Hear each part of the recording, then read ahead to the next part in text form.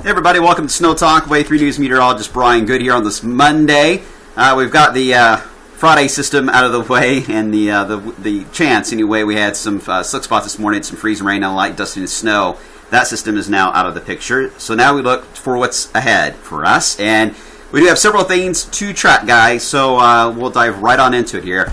We start you off with the stats. They have changed, obviously, thanks to the snow we've picked up the past few days. 4.7 now is our season total. That is still below normal, but not that far, about an inch below normal. And last year, we were over 14 inches of snow, which is above normal for the season, obviously, at that point.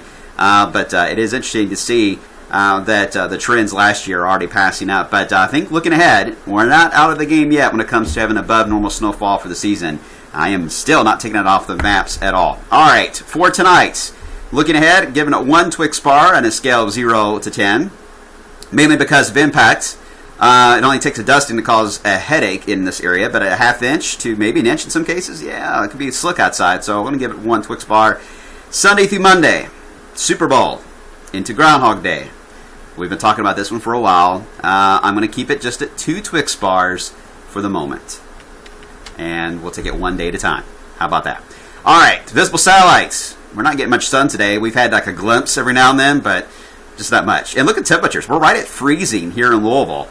That is about a good 5 to 6 degrees below where the models were having us today. That is significant for tonight. Here's the snow that is moving through. It's a fast-moving clipper. The core of the clipper is actually up here still into Wisconsin. So this is like the beginning wave that'll pass through this late afternoon into this evening, and then we'll get the other round that'll move in with the second batch that'll take place toward the midnight time frame. But overall, the way it's looking now, the first wave could give a nice little coating to maybe a quarter of an inch in this area. Then the second wave, as it moves in later tonight, could put down another quarter of an inch, or in some cases, maybe a half inch. So the areas that see both intersect, which looks to be just west of Louisville, that could get both rounds, has the better chance to pick up the max potential, which would be an inch, the way it's looking out of the system. Most areas will be under that. But it's all about who's going to get the first and two waves to intersect, and that's the way it's looking right now. Will be between Evansville and Louisville. But Louisville, I think, will at least get something, coating on the ground. Everybody has a chance, really. And just be careful on the roads tonight, because road temperatures are cool enough that they will drop down to freezing levels tonight, and we are expecting slick spots to develop. It depends on how quickly they can treat the roads tonight. That will impact the morning commute. If they work on the roads all night tonight, most roads should be in pretty good shape, except for side roads for tomorrow morning, and hopefully we won't have any major impacts. But again, that will vary from area to area. Big talk has been the blizzard, obviously, in the Northeast. You see what's happening here. I got some family not far from Nantucket, and they are, of course, watching the system carefully. They just moved from Kentucky up there, so they're thrilled about this. But this is really just going to crank up. It's now just offshore, and it's going to backtrack into New York and then head off to the north and east. It's when it's backing against the flow, goes against the typical flow of west to east. That is when you really strengthen low pressures, when they go against the grind, basically. And that's what this low is going to do. It's going to go backwards. And when that happens, you build up that pressure on it, and it's going to deepen, and you're going to get quite a blizzard there for the northeast. And for us, we're only going to have to deal with the clipper, and then that's it. Nothing that exciting, really, for here. Look at temperatures, though. Again, this is a big story. That the fact they're running this cold tells me that every flake is going to have the ability to stick here this evening. Nothing's really going to melt. So be careful tonight. And we'll take this hour by hour as it passes through this evening. Keep you updated on social media and, of course, on the newscast this evening itself. The RPM model, our future cast, I mean, look, it has us at 38 at 4 o'clock. We're not going to get there. And it's really difficult to see the snow bands. Here's the first wave. You see mainly west, and then you'll see the second one kind of form right over Louisville and Shelbyville, and it kind of drifts around. So the models are really having a difficult time picking out who's going to get that better wave to come through. That's why snow totals are going to highly vary. In general, it's given everybody at least something out of this, so I think we all have at least a chance for the dusting. But you can see the core, the heavier bands, would be somewhere in this area where the two can intersect, and I think that's where your best chance will be for 1 inch total that would take place in that zone. Otherwise, I would say a tenth of an inch to a half inch is going to be very common for a lot of us out there, but just a nice, gentle coating. The Schreff model came in. These are different model interpretations, different opinions, if you will. It's got a cluster here that says that Louisville will get less than 2/10 of an inch of snow, and then it's got another cluster of models that say about a half inch, or if not a little more. So the black line is the average, which is about a quarter of an inch of snow. Again, not a big deal. It's a light snow event, but travel is the big concern. So what's ahead? Well, after this moves out, we have another sort of clipper. It's more of like a weak wave that passes through the I-70 corridor. Problems with that will be timing. If it moves in with a wave of moisture on the tail end of that, hanging down below it, too early on Thursday, we may have to deal with freeze and rain or sleet before it goes to all rain during the day. There's a chance the backside of this could have cold air to catch up with it and turn it back over to snow flurries. To me, the moisture doesn't seem as deep as it leaves, so I'm not too concerned about that part. As more I am about the leading edge of it when it first arrives Thursday morning could cause some problems. So we'll watch that. I'll show you the model in a second. When it leaves, though, it does cool the temperatures down for Friday and part of Saturday. And that is important because we have another wave of cold air that's waiting in the wings of Canada, and we have energy that is moving out of the Four Corners.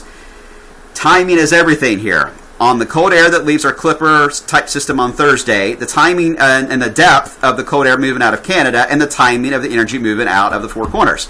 All three of these have to line up at the same amount of speed and direction and movement and depth to give us a good snowstorm here in Kentucky, which is what you guys really want, or most of you do. And the models are going to vary on the speed of each one of these. And when they do, the outcome is completely different, and you're going to see it move around. The snow path, the temperature path, and low pressure, everything's going to move around if they're off on each one of these. So the models are not going to have a good handle for a couple more days on this. So be patient, all right? Having said that, I'll show you how things stand today. First off, the Clipper type system that moves in Thursday. Again, it's got to have some a wave of moisture, a warm front, if you will, that'll pass through on Thursday morning. As it passes in, temperatures are right at the freezing mark, so we've got to watch that for maybe a brief period of freeze and rain or sleet. Timing on that will be near the morning rush. That is my concern with that one. We'll warm up enough to get us into a rain event by the afternoon, and then it's a big debate on whether we'll get some colder air on the backside, get flurries, but even that would not be a big deal. So let's dive into how this is going to play out for Super Bowl into Monday. Here is the GFS. It is faster with the wave that gets ejected out first. So it misses the ride of the low pressure that is digging out of Canada itself in this area. So it's a warmer solution that gets interplayed when that happens. It's going to try to give us more of a south wind.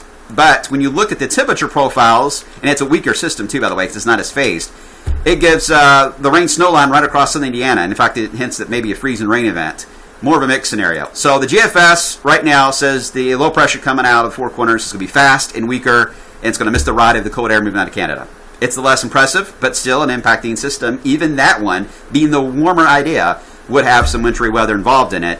Just would not exactly be a snow setup. The Canadian does interject the idea of the cold air merging with the southern low, and it does give us a decent snow event for the Ohio Valley and Tennessee Valley, depending on how much that cold air gets pulled into that system. And that is a big debate. And when you look at the ensembles, I will say this, the Canadian ensembles are much colder with that profile with that than what the actual operational is. So that'll be something to watch. And so was the GFS, by the way. The ensembles were colder with that idea than what the actual model showed. So it showed more of a snow scenario in the ensembles than freezing rain. But anyway, here's the Euro. Just came in, hot off the wire. It continues to show a good interaction of both the cold air diving down and that wave coming out of the Four Corners to line up with a good setup for a snow event. It's a big if, guys. Just can't really answer it this time. So it remains in our eyes and on the charts, and it's something we will track. I've been seeing a lot of snow maps getting passed around already. We're not going to post those. Don't believe them yet. All right? Let's give this one time. You saw how difficult these things are. Look what happened Friday night.